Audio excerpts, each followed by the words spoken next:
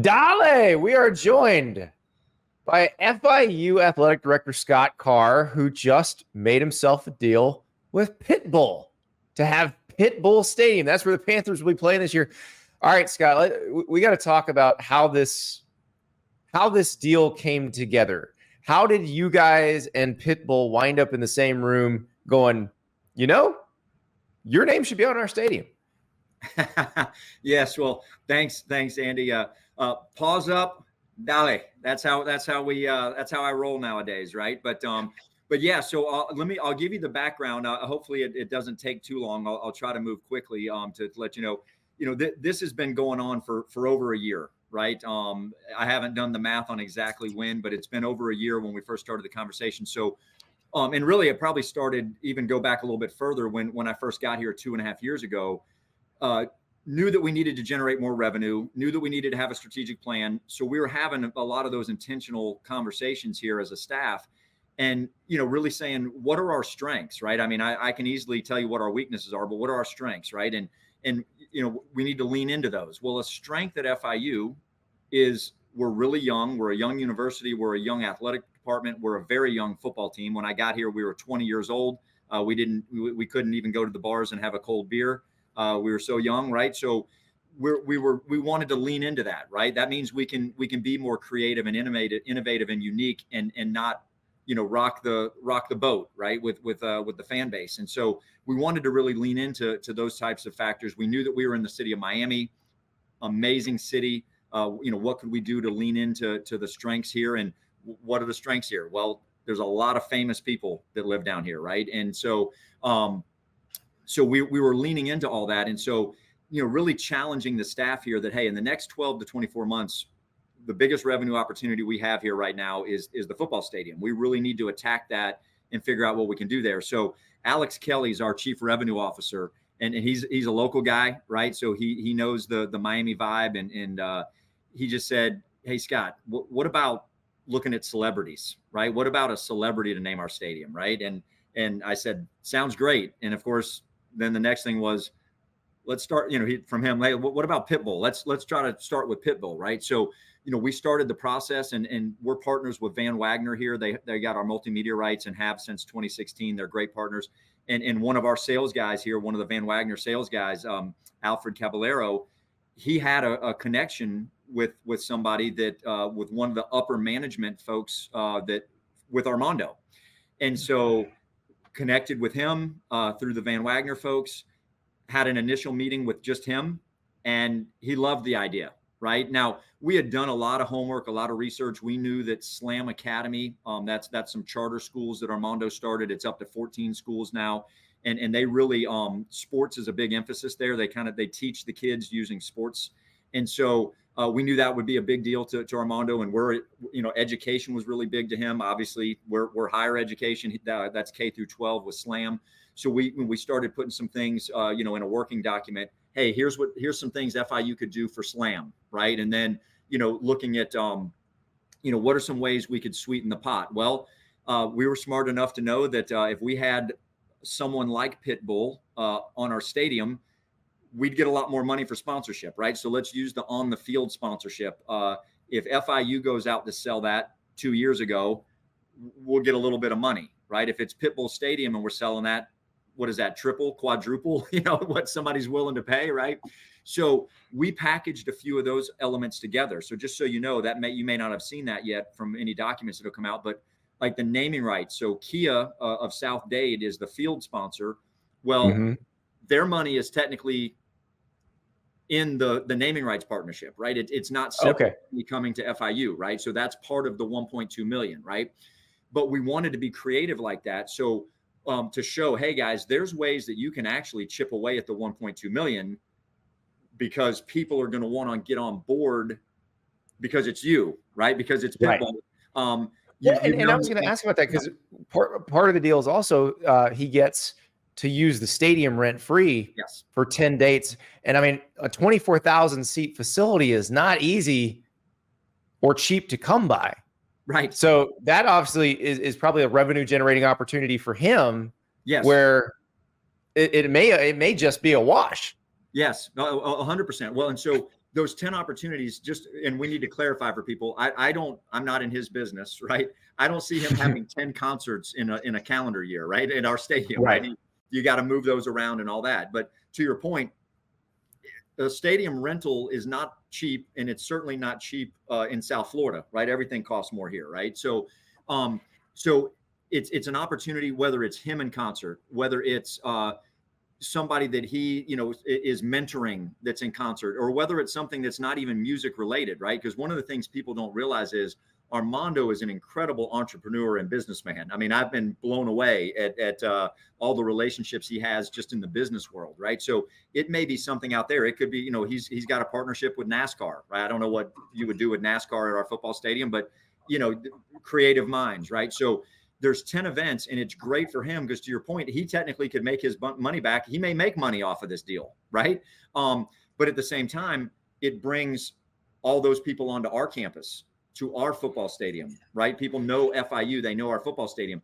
It's great for FIU students, right? Because we worked it in there. Hey, we're not going to set a number, because if it's a Pitbull concert, it'll be one number. If it's a NASCAR event, it'll be another number. If it's a boxing match or a MMA fight, it's another number. I mean, who knows, right? What could go on in there, or another musician, it's another number.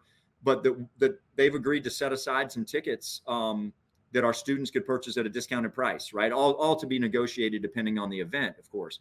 And then it'll also, for our season ticket holders, they'll have the first right to buy tickets to those events. So it's a sweetener for our season ticket, right? So I mentioned it yesterday, Andy, that this is not a naming rights sponsorship. It's a partnership. It's a friendship. It's a relationship. It's gone much deeper than just, hey, I get this and you get that. I mean, it's really been a great start to an incredible partnership. And Armando's even texted me this morning and said yesterday was amazing, and here's to making some history, and this is going to be fun, right? Like, let's ride. I mean, like, it's great. So you came from UCF before you became the AD at FIU, and that was another young school, young athletic department where there weren't a lot of sacred cows that you had to worry about too much. Does that make it easier to be creative, think big? 100%, Andy, 100%. So my background real quick, I was at Southern Miss. They've been playing football for over 100 years. I was at Auburn. They've been playing football for well over 100 years.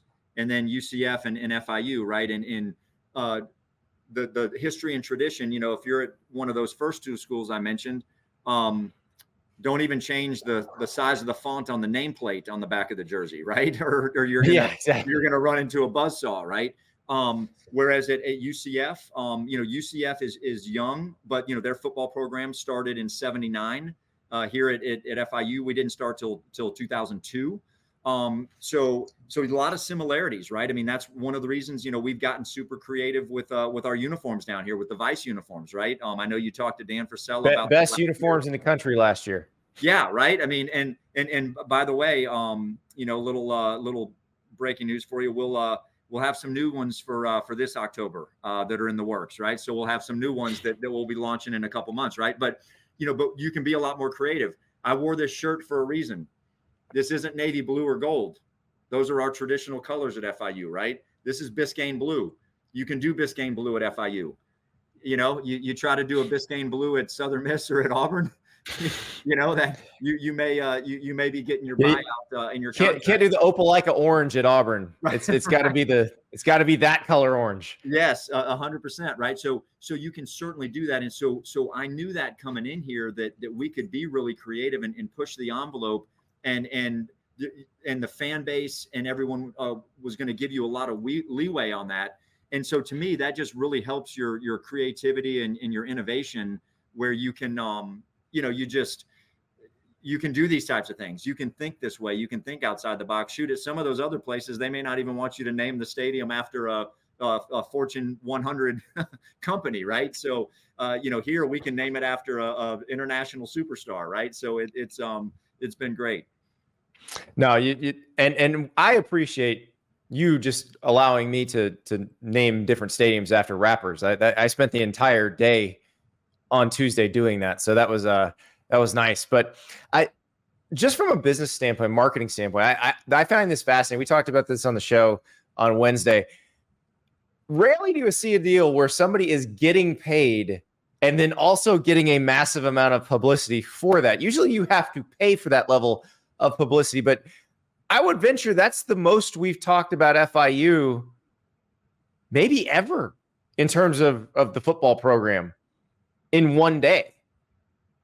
Yes. Well, that's part of the mad genius behind it, right? I mean, I can't tell you how many conversations Alex Kelly, again, our CRO, how many conversations he and I've had over the past, year and a half as we've been working on all this. And I would always say it, so I'd love to get your thoughts. Andy, you're a sharp guy. Is what's more valuable to FIU, the 1.2 million or the brand building, right? And I say that knowing that we need 120 million more dollars annually than we're getting right now, right? Not 1.2, but what's more valuable to us, 1.2 million or partnering and starting a relationship and a friendship with Pitbull and his brand and his 52 million followers on Facebook and his 24 million followers on Twitter, et cetera, right? I think FIU, for the most part, owned the college sports space for an entire day yesterday, right? I mean, that probably wasn't on a lot of people's bingo cards last week, right? So what's more valuable? Well, you couldn't buy that for 1.2 million. You Correct. Couldn't buy the amount of time you had on ESPN or on like all of our various networks. And if you wanted to buy ads on this show or ads on Josh Pate's show, and then you wanted to buy time on ESPN, it would cost you more than 1.2 million to get all that you got yesterday. Yes. Well, and understand too, I agree wholeheartedly. And like I said, can't tell you how many times we've had that conversation here, right? I never wanted to come down off the $1.2 million number, right? We're trying to negotiate, but you're sitting back going, I mean, what the brand value alone is worth the 1.2 million, right? And again, we're doing co-branded merchandise. We just saw that. It's already available. It's already available. And here's the deal. I just found out this morning that we're not sold out of everything, but there's certain sizes that are already sold out. And understand this, it's being sold in our bookstore, but also online. The students aren't even on campus right now. I mean, we're in that period in between final exams and summer school start, and there's no students. It's a ghost town on campus, and some of the sizes have already sold out, right? And so, and he's going to sell this co-branded merchandise at his concerts, right? I mean, so FIU brand, whether somebody buys one or not, the FIU brand is going to be at the merchandise stands at Pitbull concerts, right? So it's amazing. I find this so interesting. Let's go back to your last stop, because I watched this happen in real time at UCF. And I grew up in Orlando, so I remember when UCF was, very much a pure commuter school. You would go to campus and you'd see people walking around in Gators and Seminoles t-shirts. And really, in the past 20 years, it has become a very much, this is our campus. This is Orlando's, this is Orlando's big university. And especially like when you guys went undefeated, the amount of school pride and the idea of a school identity kind of forming around it, like you could feel it. And UCF feels like a different place now. For FIU, how important was it to try to do something that might establish or start to establish, this is the identity, this is what the program's going to be? Yes, well, I'll answer that question by giving a tip of the cap to you, Andy, because I quoted you many times here over the past year. Okay, we'll see if you remember this quote, right? I don't remember when Louisiana State became LSU, but I remember when the University of Central Florida became UCF, right? And it was, I don't remember if you said December 31st of 2017 or January 1st of 2018, right? So give me a little grace there. Yeah, it was whatever the bowl game was, whatever that Peach Bowl was, yeah. Right. And I told people down here, I said, we're going to have to get Andy to write an article and put that out there and say, I don't know, but I know when Florida International University became FIU, and it was August 6th, 2024, right? And it's so funny that you mentioned that. So that actually came from a discussion with my editors at Sports Illustrated, because we had a thing where on first reference, you said Central Florida instead of UCF. And it's the same thing with FIU, because the thought is not enough people know what that is. But like LSU, USC, TCU, we assume everybody knows what those places are or what those letters mean. So we did that. And I did a little experiment where I didn't tell my editors I was doing it. And nobody bothered to check to correct it before it went out and published. I didn't call it Central Florida on first reference. I called it UCF and wanted to see, would anybody say anything? Would anybody email? Would anybody go, who's that? Nobody said, who's that? Yes, exactly. And again, we can be cute on the show here a little bit and go, right now, if you said to somebody FIU, they may not say FIU and they may go Dale, right? And you go, okay, well then us, right? That'll work, right? Yeah, you know who we are, right? When I tell you spell FIU, on Monday you may have spelled it WHO, right? On Tuesday, August 6th, you're going to spell it FIU, and you may add a Dolly, or you may add a Pitbull, or you may add a whatever you want to add to it. But we're on the map, right? People know who we are now, and I've told everybody. I said now, and we've been putting the pieces in place the past couple of years.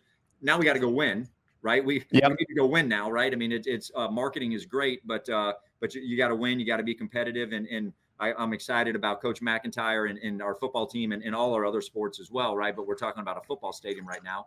But I'm excited about where we're going and the pieces we have, and knowing what where we were in December of 2021 to where we are now. I'm it's a much different situation, right? But we're excited about that. How much will this help? Was for Mike McIntyre, your head football coach, like when he and his staff start reaching out to recruits outside of Dade, Broward, Palm Beach County, when they start reaching out to people in the transfer portal, will this help ID your school? Will it make it easier, do you think? I have not had this specific conversation with Coach McIntyre, so I won't speak for him.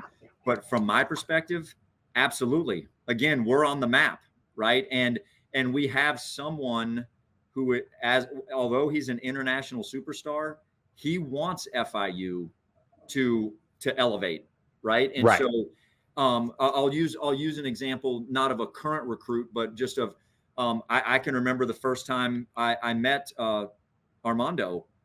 He brought up Kewan Jenkins, last year he was a freshman quarterback from Opelika, the Opelika neighborhood in Miami. Yeah. Right. From where Armando's from. Right. I mean, right. And so Armando knew who he was, knew of him. Right? I mean, they hadn't met before. Right. But I mean, he goes, basically what he was saying is that was me. Right. I mean, that he grew up as me. Right. And one of the things he said to me was, he said, hey, when we get this deal done, I want to make sure I meet him. Now, understand, that's the international superstar saying, I want to meet your quarterback, right? That's who Armando is as a human being. I know when people think of Pitbull, the first word that comes to mind, they may not say humble, because they just go, man, this guy's worldwide. Who doesn't know him, right? The kindest, most humble person ever. I mean, I was blown away, right? He's telling me he wants to meet an 18-year-old freshman quarterback of ours when we get the deal done. And I'm sitting there going, I have a feeling he probably would like to meet you too, right? You're going, right? And so, so that's where, I mean, and he wants to, he met Coach Mack yesterday, right? Like in Armando's, he wants to have conversations with the team and conversations with the guys and talk to them about what he thinks about the city of Miami and about FIU. And, I think it's going to be huge because he wants us to go to another level. And as he mentioned yesterday in the press conference, he's not trying to have us go to another level because we just did a really cool thing that nobody else has done and name a college football stadium after a musician. It's not that. It's no, I want FIU to go to another level. So we're excited about that. Well, I cannot wait to see what y'all do with this. And Scott, thank you so much. Yeah, absolutely. Thanks for having me on, man. It's been great. I appreciate it. Thank you so much for watching. Just a reminder, subscribe to this channel right here so you never miss an episode of Andy Staples On 3. And oh, by the way, watch all the other great videos on the On3 Sports YouTube channel.